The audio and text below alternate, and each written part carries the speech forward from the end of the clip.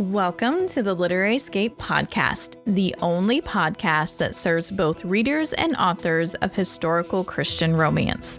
We read, discuss, review, and rate books in this unique romance subgenre, and sprinkle in a few contemporary Christian suspense books. Authors, we bring you inside tips and tricks from those who have gone before you. Then we bring both readers and authors together for fun-filled live Q&As. Literary Escape is the one-stop shop for both readers and authors to connect, learn, and grow together. Let's dive into this adventurous episode. Welcome back to another Friday book discussion. Before we dig in, we have a few announcements. Our next Coffee and Books event will be on October 5th from 9 to 10 a.m. Eastern Standard Time. Enjoy an hour of book talk with authors Julie Lessman, Misty M. Beller, and Lynn Shannon. This is a free event, but you do need to register to save your spot. So head on over to literaryescape.com/events to register today. We look forward to seeing you on October 5th. Authors, we are offering 2 sessions this month on writing book proposals. Kylie Woodley and Terry Whalen will be joining us on September 14th and 19th. If you cannot make it to one session, then join us for the other or both, as these 2 experts share the how and why behind writing book proposals that catch the eye of an agent. Full details and registration can be found at literaryescape.com/events. These events are free for our editing HCRW members and just $17 for anyone who would like to join. We hope to see you there. The Unwavering Faith crowdfunding campaign is off to a great start. I am thankful for each and every person who has purchased a book. We are just 40 books away from unlocking the first bonus item. Please consider sharing this campaign with others as we work toward the goal of publishing Unwavering Faith. A huge thank you to Linda Messer, Angie Williamson, and Kathy Stricker for purchasing limited edition copies of Unwavering Faith. That's it for announcements. Enjoy our book discussion of Grace Like Rain by Julie Lessman. He's everybody's lovable rogue. She's nobody's fool who hopes to steer clear until a thunderstorm sinks them both into a sea of love. Blake the Rake McClare has a notorious reputation as a womanizer, which is why soft-spoken Patience Peabody carefully avoids the lovable rogue attorney at the law firm in which they both work, until a rare thunderstorm brings them together in a love soaked with the grace of God and sparked with a little lightning of its own.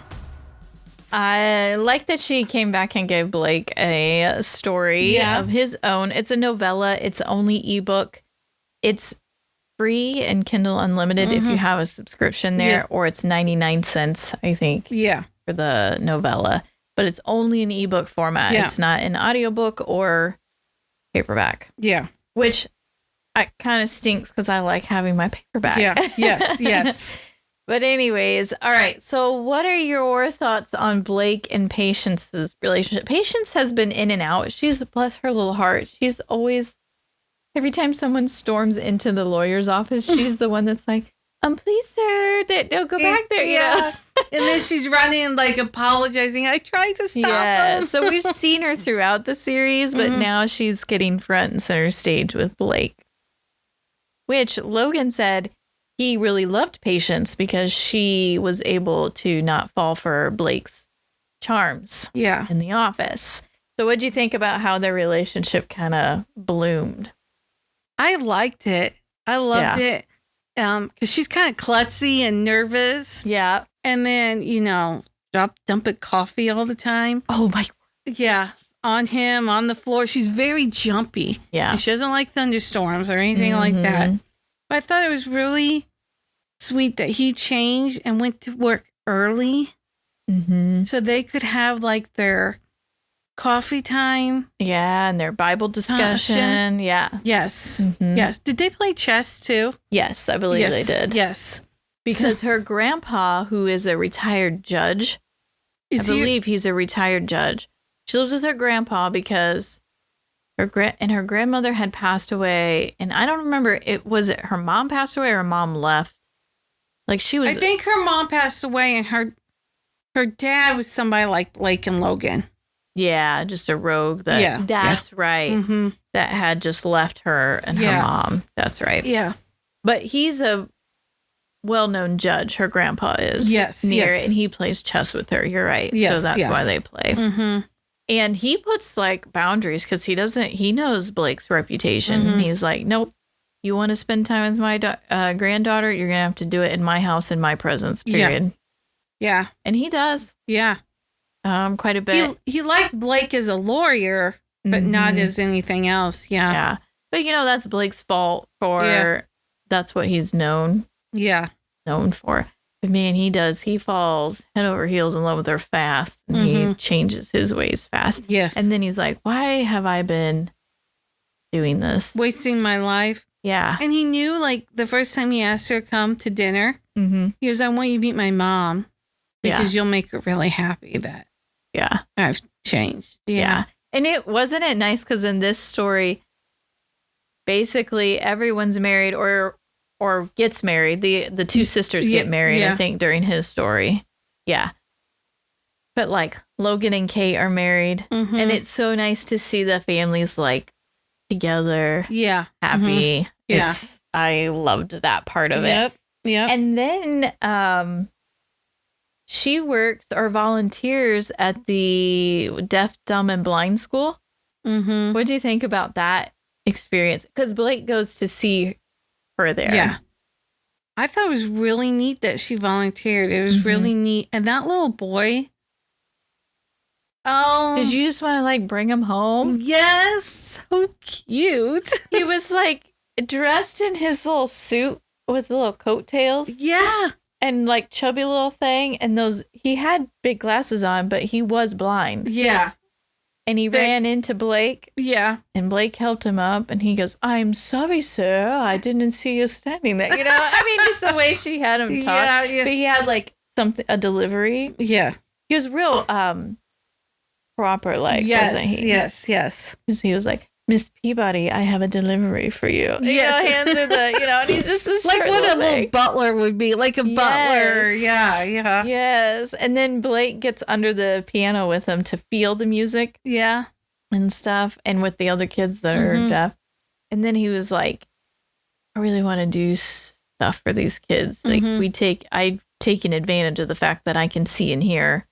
Yeah. And, I thought I just love that. When I was in college, this is so, you're going to laugh at me. Oh, am I? I accidentally signed up for a sign language class. I remember that. Because you know how they put like little course numbers in front? Well, I thought I had chose the one I needed for my degree, which was actually like a speech pathologist class. I'm not a speech pathologist, but you had, as a teacher, you have to take couple speech classes. Yeah. Which I found those really interesting and almost became a speech pathologist because of that professor, but I didn't go down that road. So somehow I got messed up and I end up in a sign language class and I didn't realize it, Yes. You walk into class the first day and you're like, oh, crud, this isn't the right course. I looked at my, this is back when you printed your schedules off, I pulled it out and I was like, is this, blah, blah, blah. Yep, that's the course. You're in the right class. I'm like, yeah, crap. I signed up for a class. And in college, you pay for every course, right? Yeah. It's too late to switch courses, all this stuff, whatever. And I thought, oh, all right, I'll give sign language a try. I loved it. The professor, he was wonderful. Great guy. And then I had this guy in my class. Did I ever tell you about this guy? Oh my word. The professor always paired me with him. Always paired me with this guy. Yeah. He could never get his signs right. And he would sign things and the professor was like, excuse me? Like one time he was trying to say good morning to the professor when he came in the classroom. But the way he did it, he went like this. Oh, yeah. And the professor was like, excuse me. And he goes, I said, good morning. He goes, no, you didn't. Or he would try to tell me like, oh no, this is the sign for this. I don't even remember the signs anymore, which is terrible. I remember you telling me I never trusted him because he just made up his own signs. So I'd be like, oh, I can't quite, because you would have to have conversations. And again, Professor always paired me with this guy. He was a really nice guy, like a hoot. But at the same time, I'm like, man, you don't know any of your signs. So I'm like teaching him, no, remember it's this way. Oh, remember it's this way. So I remember we were practicing a conversation. And I was like, oh, shoot, I can't remember the sign for that. And he goes, oh, it was something about time, or I don't know. He goes, oh, it's like this. And I said, I'm going to ask the professor. And lo and behold, he was right that time. Oh my gosh. I can remember, that semester was done and I was eating lunch in one of the cafeterias, and the professor walked by and he stopped. He goes, are you going to join me for the, basically 102 course or whatever? And I said, oh, I really can't, because now I've got to make up this course that I was supposed to be in and I wasn't in, which I think he got a kick out of that. He goes, okay, well, I'd love to have you back in there. I think you'd really like it. I got a new, book and some curriculum for it. And I said, well, I'll see what I can do. Well, when you pay for college, it's hard to pay for extra courses, right? Yeah. It's just too expensive. So I never made it back to it. And I did run into that guy on campus. Did he say good morning in sign language? He would be like, hey, girl. I'm like, oh, I mean, he was a really nice guy, but I was like, don't try to sign with me because it's not going to work. Yeah. Oh, bless his heart. I don't know where he ended up. I mean, we weren't going for the same things, but part of me wants to go back and take sign language classes again. Now, was his sign language, was he supposed to take that for his course? Do you know, or was it an accidental sign up like you? I think he was older. He was like probably in his 30s or 40s. Oh. And I think he was just taking some courses for fun. And I just happened to be in his class. I mean, I enjoyed getting to know him and everything, but it made class very interesting. For sure. I would hate to be graded on a conversation you guys are having and be like, well, he'd probably fail it. I know. Like, I don't know. Because you have to do, like, he'd give you, like, a script, and then you would have to sign back and forth. And that's when I was practicing one of those with him, and that's when I was like, oh, crud, I don't remember that sign. I was like, I just don't trust you, man. I've been, like, helping you through the whole course. Yeah. Anyways, I remember that. It makes me, so when I read this, I was like, man, because there was a like the beginning of my teaching career, I thought maybe I should go back for that, because I think I would like to teach at the deaf school. So there's a deaf school down, well, there's several, but there's a large one down in Indy. Mm-hmm. And I thought, oh yeah, we could live down there by grandma and grandpa and be great. And then I never did it. But now that I'm getting older, I think I should go back and do some sign language classes. Mm-hmm. Then I can teach Derek. And then we can have these funny side conversations and nobody around us. No, that's me. Yeah. We'll do it in front of you. So you'd be like, are you talking about me? Yeah. I wouldn't do that. Anyways, so it brought up those classes. Yeah. To me. All right. Now, so Blake does all these things, his family loves her. And they're like, oh, thanks for, Yeah. taking him from rogue to choir boy, basically. Yeah.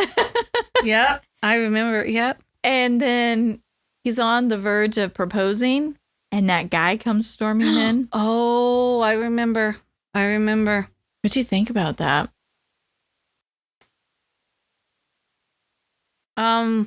Shocked. Like, no, because he just, no. Like, no, it was going so good. You knew something had to come up because it was going too good. Yeah. But not that. I didn't want it to be that. I was absolutely heartbroken for her and him, really. Yeah. And then Logan was so impressed with him. Like, you are doing the right thing and you are far braver and selfless than what I was when I was in your shoes. Because we all know what Logan did. Yeah. And Logan feels a little responsible because he's been that role model until he let God get a hold of him. He was that role model of like, yeah, you've got women hanging off your arm. Go for it, boy. Like, enjoy your time with them and everything. Like, that was how Logan was until he was like, no, it's not right. Yeah. But this was like, what? And then came the other twist. Yeah. I don't want to say too much because it is a quick read, so you'll get there. But I don't think we could say much more than that, or we're going to give away the big plot twists. But I was shocked. Yeah. Absolutely shocked. Yes, me too. And I'm not going to lie, the second book in my series, I stole a little bit from her out of that. I have my couple get split for something similar, but it's a lot worse and a lot longer. Oh, okay. So that's probably all I'm going to say about that one, too. But I was not expecting that to happen. Me neither. But it is a good lesson about our sins have consequences that eventually come back around. Even if it's not immediate, it will come back to you at some point. And sometimes I would say most of the time, our sin causes others pain, the ones we love pain. I mean, that like broke her for a little bit. It did. So, all right. Now we have 2 nuggets of truth to talk about. We have the power of prayer, which we kind of hit on earlier in the series, but it's something she has throughout the series. So again, that shows up again because their morning time has prayer time too, right? Yes, that's true. And then God's grace. Because he comes in and like he really shook him up with the consequence, but then his grace comes in and fixes it. Any thoughts on those? Or do you just feel like those are running themes throughout the entire series? Yeah, they're running, through the whole series. Yeah. Yes. All right. So how would you rate the following elements on Grace Like Rain? Mystery? I would say espresso. I don't think there was much mystery, do you? No, I don't think so. How about drama? I'd say a mocha to latte. Yeah, especially towards the end. A lot of drama there. Yeah. Yes. Oh my goodness. How about suspense? I would say espresso. Yeah, there's not really anything dangerous going on with it. How about romance? Mocha? I would say mocha. I mean, Blake the Rake, he knows how to lay it on, kind of like Jamie, real flirty. Yeah. You know? How about inspiration? Mocha to latte. Yeah. Like all the others. I would agree. Yeah. She's really good about weaving in God's truth in there and stuff. So, and then what's your overall lasso rating for Grace Like Rain? 3. Yeah. I know it's short because it's a novella, but I agree. It still kept me turning. I mean, I read that probably like in a day. I don't even know if it took me a whole day because it's not very long. Let me see. It's on here. It says it's 99 pages. Yeah, 99 pages. Yeah. That did not take a day to read, but so, and then that's it. That wraps up her Part of San Francisco series. And then next week we'll have an interview with Julie, which is always a blast because she is a hoot to talk to. And she's always got such great insights about her books because she pours so much of her own life into those books. I mean, you'll just have to go back and listen to some of our previous interviews with her, but they're good. Would you agree? She's a hoot to talk to. All right. Well, that concludes our series. And I'm so excited because Jessica joined us again for this entire series. Yes, I did. And we haven't had her for a while. It's just a sister book discussion this month, right? Yes. A whole month of just the two of us, which is great. Tiff wanted to be here, but for this series, she did read it. Yes. But her oldest is going off to college and she's wanting to spend a lot of time with her before she lets her go. I think mom and daughter are struggling with this, moving on to the next stage of life. And then Jamie's on vacation, I do believe. And Mom, she's only been with us for one so far this year, but she could not make it today. Or actually any of the days. So Yes. for this book. Or this series. Yes. So anyways, that is a wrap on the Heart of San Francisco series, and we'll be back. That next book discussion, you'll be back, right? Oh, yes. I'm already into the third book already. That is going to jump into contemporary Christian suspense romance. And they are good. So stay tuned. Yes. Thanks for tuning in. I hope you enjoyed this episode.